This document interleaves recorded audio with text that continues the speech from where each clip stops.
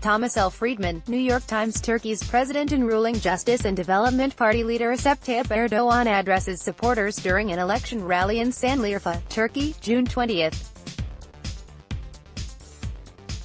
Trump's seeming embrace of dictators give a green light for leaders such as Erdogan to clamp down on dissent. Turkey's president and ruling Justice and Development Party leader Recep Tayyip Erdogan addresses supporters during an election rally in Sanliurfa, Turkey, June 20.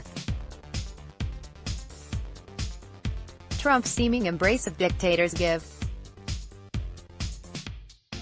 more photo. Associated Press. Trump to dictators, have a nice day watching. President Donald Trump recently accused Canada's Prime Minister Justin Trudeau of stabbing him in the back, prompted me to Google a simple question: how many Canadians were killed or wounded since April 2002 fighting alongside Americans in Afghanistan? The answer: 158 were killed and 635 wounded. Think about that. America, not Canada, was attacked on 9/11. Nevertheless, our ally to the north sent thousands of its own young men and women to Afghanistan to help us destroy the forces of Al-Qaeda that attacked our cities, and 158 Canadians gave their lives in that endeavor. And yet, when their Prime Minister mildly pushed back against demands to lower Canada's tariffs on milk, cheese and yogurt from the U.S., Trump and his team, in a flash, accused Trudeau of betrayal, backstabbing and deserving of a special place in hell. That is truly sick. But it tells you all you need to know about how differently Trump looks at the world from many of his predecessors, Republican or Democrat.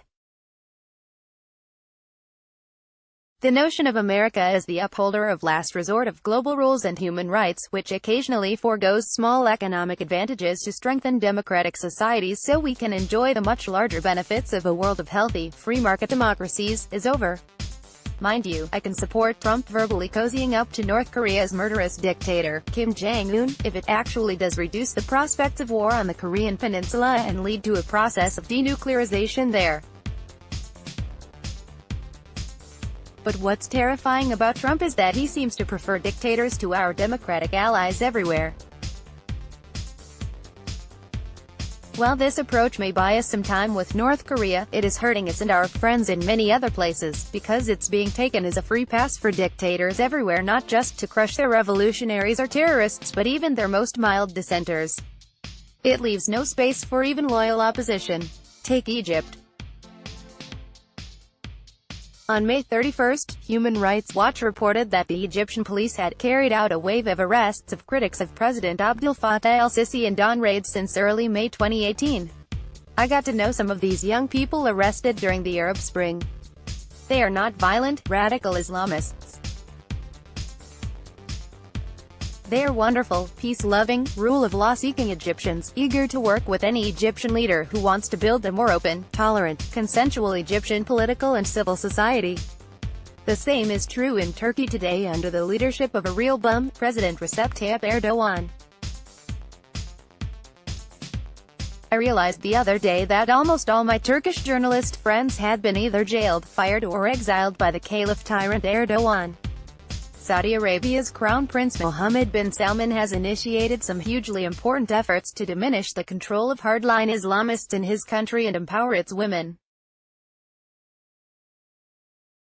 But the arbitrary, non-transparent way he has arrested and interrogated allegedly corrupt Saudi business leaders is contributing to a climate of fear there. This will undermine his efforts to attract the foreign and Saudi investments that are vital to the prince's vision of reforming the Saudi economy. In America, we're going to survive Trump, says Michael Posner, director of the Center for Business and Human Rights at NYU Stern. We have strong institutions and plenty of people committed to maintaining our democratic processes.